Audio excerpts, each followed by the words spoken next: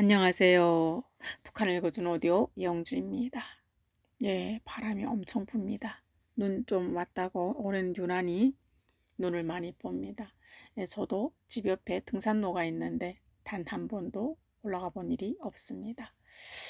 내가 북송됐던 해령 정거리 교화소에서 보냈던 지옥 같은 3년 세월, 3년 겨울이죠. 예, 이제 출소를 이제 몇 달 앞두고 반년 앞두고 이제 화목반이라는 데 이제 불려가가지고 6개월 내내 나무를 했거든요. 예, 참나무 밑등에 도끼를 박는 법부터 시작해서 아치 치는 방법, 그래서 이제 거기다 또 화살촉 가지고 그 나무 앞머리에다가 도끼로 또 박아였고 끌고 내려오던 그런 기억들. 눈 덮인 그 산에 아침에 올라갈 때는 푹푹 빠지는 길로 올라갔다 또 우리 뒤로 또 수많은 남자들 그 죄인들이 올라가서 이제 길이 다 이제 발길에 다 끼어져서 반들반들 윤이 난데 하산 저녁에 이제 내려올 때는 넘어지고 대배지고 쓰러지고 발가락 앞에 힘을 꼭 주고 장단지 힘을 너무 줘가지고 교화소 안에까지 들어오면 이제 막 뒤로 이제 실신에 넘어질 정도로 그렇게 긴장했던. 왜냐면 참나무가 굉장히 무거워요. 겨울에 참나무는. 근데 이제 사람보다 먼저 내려가거든요. 쓸림에 의해서. 근데 내가 다치는 건 괜찮은데 그 중국에 또 아이를 둔 또 다른 엄마였을 그런 분을 또 다치게 하면 안 되고 또 사고를 내면 또 안 되기 때문에 무서워요. 그 통나무가. 하산할 때도 이제 내가 내려보려는 방향으로 안 내려가요. 이제 구루터기나 돌멩이가 앞에 이제 있다. 잘못 탁 튕기면 진짜 사람 그 자리에서 막 죽거든요. 야, 무섭죠. 다 이고 나왔으니까 이런 얘기도 할 수 있고 하루하루 살아가는 게 굉장히 무서웠던 시간들이었습니다. 근데 그런 일들이 그런 비인간적이고 비인격적인 일들이 아직도 북한에서 일어나고 있다는 사실입니다. 어제에 이어서 오늘도 읽어내려 가겠습니다. 저한테는 목이 굉장히 약한 부분인 것 같아요. 좀만 피곤해도 목이 이렇게 가버리더라고요. 사상투쟁회의가 시작되자 범인을 인춤 추적해냈다. 심한 영양실조에 걸려 일을 할 수 없었던 5명의 수인 중 24살 난 김광일이라는 죄수가 배고픔을 참지 못하여 1호 감방 안에 넣어둔 염량가루를 훔쳐서 동료와 함께 나누어 먹은 것이다. 김광일은 죄수들 앞에 나서 드세 찬 매를 맞아 잠깐 새의 피투성이로 변했다. 죄수들은 김광일에게 달려들어 직승기 헬리콥터 처벌을 적용했다. 직승기 처벌은 사람을 엎드린 상태에서 수평으로 들어 사람 키 높이까지 들어 올렸다가 땅바닥에 떨구는 처벌이다. 수직으로 올렸다가 떨어뜨린다고 하여 직승기 처벌이다. 이런 처벌로 허공에서 균형 잃은 죄수가 땅에 떨어지면 거의 다 손목이나 팔을 다치거나 머리나 다리도 상한다. 김광일은 직승기를 몇 번 타더니 의식을 잃고 말았다. 격리 지도원인 안전은 상인놈은 김광일이 엄살을 부리면서 죽은 채 한다며 의사 노릇을 좀 한 일이 있는 죄수에게 정신 차리게 하라고 지시한다. 죄수 의사는 김광일이 발바닥에 바늘을 찌른다. 반응이 없다. 의사는 다시 바늘로 코 밑을 찔러본다. 역시 반응이 없다. 의사가 말한다. 의식을 잃었습니다. 까무러친 김광일을 옆에 놓은 상태로 사상투쟁회의는 계속된다. 김광일이 동료에게도 몽둥이 매가 안겨지고 직승기 처벌이 가해진다. 첫 직승기를 탄 김광일이 의식을 잃은 덕분에 다른 죄수들은 직승기를 김광일보다 더 경하게 타게 되었다. 오늘 밤 사상투쟁회의는 밤 12시에 막을 내렸다. 김광일은 다음날 새벽에야 의식을 회복하였다. 이날 사상투쟁 대상들은 5일간 처벌밥을 먹이는 것으로 결정되었다. 처벌밥은 정상 때 먹는 밥량의 절반만을 공급하는 밥이다. 집결소의 하루를 하나 더 살펴보자. 집결소의 하루하루는 강제노동으로 시작되며 신문과 고문, 노예적 굴욕과 인권유린, 인권침해, 강제노동으로 끝난다. 이른 아침부터 정복 입은 승인된 도적놈들이 채찍 밑에 들볶이며 일터로 떠나는 죄수들의 몰골은 참으로 측은해 보인다. 살 빠진 어깨 위에 푹 움츠러든 가느다란 목을 이리저리 돌리며 앉아는 선생님들이 눈치를 힐끔힐끔 살피는 그들은 모두가 생기 잃은 얼굴로 삶을 귀찮아한다.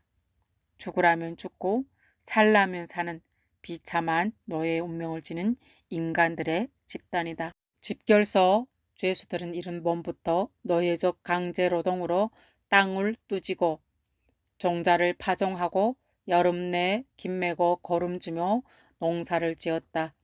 가을에는 감자 캐기와 운반 작업을 실로 눈뜨고 볼 수 없을 정도로 힘들게 일하며 몽둥이 매질을 받아야 하며 경사진 감자밭을 뛰어다녀야 했다. 힘들게 지은 농산물 수확은 안전원들 집으로 운반하여야 했고 시내에 돌아다니며 거칠고 어지러운 일은 다 맡아 해야만 했다.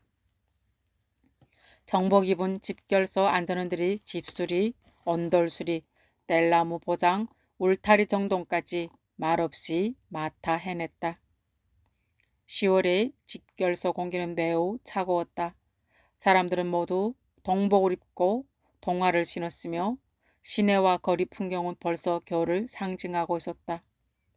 집결소 죄수들은 헛옷에 양말도 없이 다 꿰진 신발을 신고 오돌오돌 떨면서 지옥 같은 생활을 이어갔다. 오늘은 겨울나기용 무배추 수확을 떠난다. 격리지도원 안전원 상의가 소리친다. 고온 투레기와 값싼 투레기 둘이서 저기 창고에 들어가 저를 내다 자동차에 실으라. 나와 값싼 영감은 창고 열쇠를 열고 저를 가지러 들어갔다. 여러 종류의 식량과 선생님들이 먹는 부식물과 조미료들이 가득히 들어찼다. 문 오구에 저울과 저울추가 놓여 있었다. 나는 얼른 저울 위에 올라 몸무게를 재어보았다. 겨우 55kg이 된다. 2달 전 중국 연길에 있을 때 몸무게가 75kg이었다. 20kg이나 줄었다. 지금 내 자신이 나를 보기가 끔찍하다. 이전에 체형 모습이라고는 전혀 없다. 갈비뼈가 줄줄이 드러나고 살붙이 하나 없는 빈 뼈 위에 얇은 가죽만이 앙상하게 씌어있다. 혈압이 떨어지고 빈혈로 순간순간 눈앞이 캄캄해지고 휘청거리며 올바른 자세를 유지하기 어렵다. 둘이서 저울을 겨우 드러내 자동차 위에 실었다.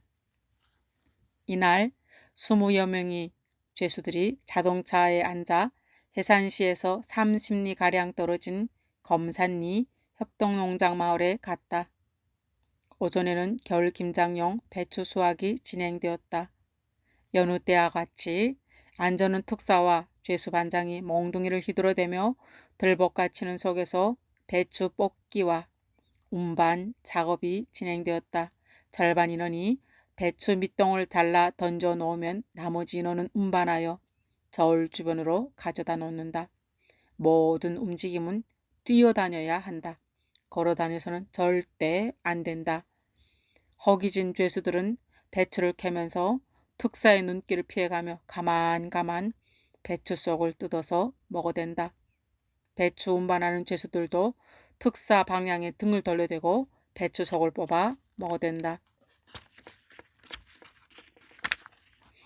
여러 명의 죄수들이 배추를 먹다가 특사한테 들켜 밭 가운데서 매를 맞고 발길에 채워 나뒹군다.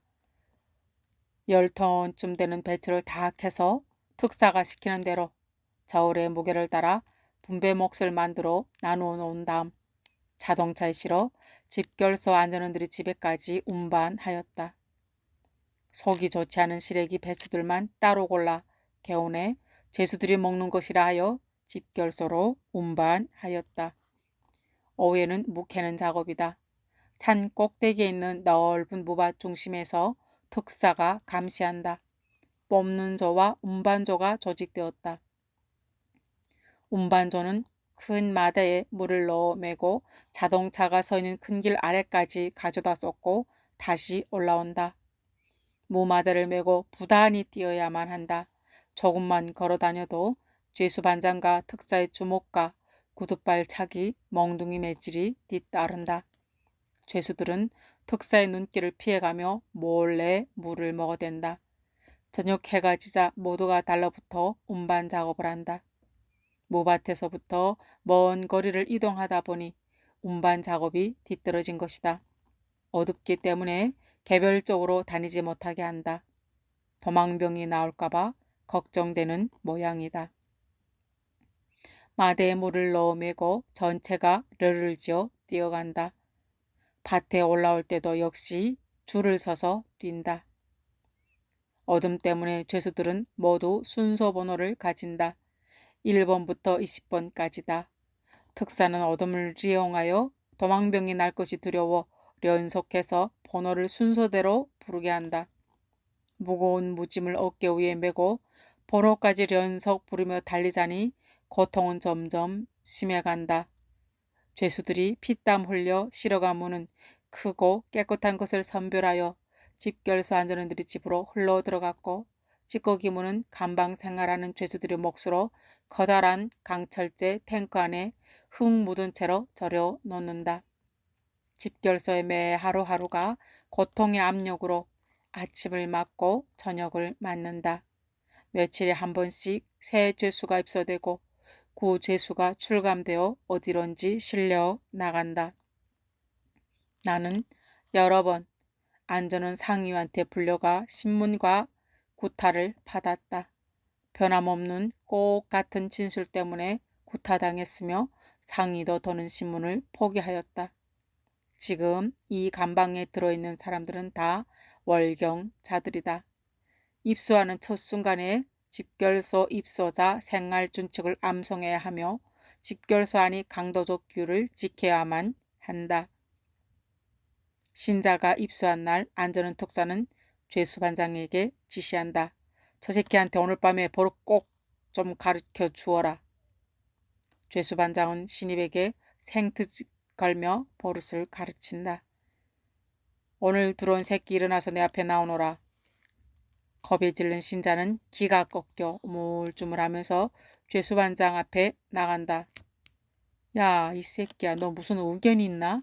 왜 나오라는데 꾸물꾸물 거린가 말이다. 죄수반장은 느닷없이 소발통 같은 주먹으로 강한 타격을 가하고 발차기로 온 몸을 두드려 팬다. 신자는 반죽음이 된다. 코피가 나고 정신을 잃을 정도다. 쓰러지면 머리칼을 감아주고 일으켜 세워서는 벽에다 대고 머리를 찢어 못 견디게 군다. 이렇게 몇 번 거듭당한 신자의 정신 상태는 멍청해지고 타락해 떨어진다. 너 이 새끼, 내가 입은 웃옷을 좀 벗어봐. 죄수반장은 신자의 좋은 옷을 빼앗아 자기가 입는다. 그리고 자기가 입던 옷은 벗어서 반장에게 아첨 잘하며 순종하는 다른 죄수에게 주며 그자의 낡은 옷을 신자에게 넘겨준다. 신자가 의견 부리거나 저항하면 죄수반장은 자기의 신복자들을 반일동하여 반죽음이 되게 만들어버린다. 감방 내 분위기가 늘 이런 형편을 암시해 주기 때문에 누구든지 저항하지 못한다. 감방 안에서는 양육 강식이 지배된다. 언제인가 62세에 된 값싼 영감이 입소하던 날 저녁이었다.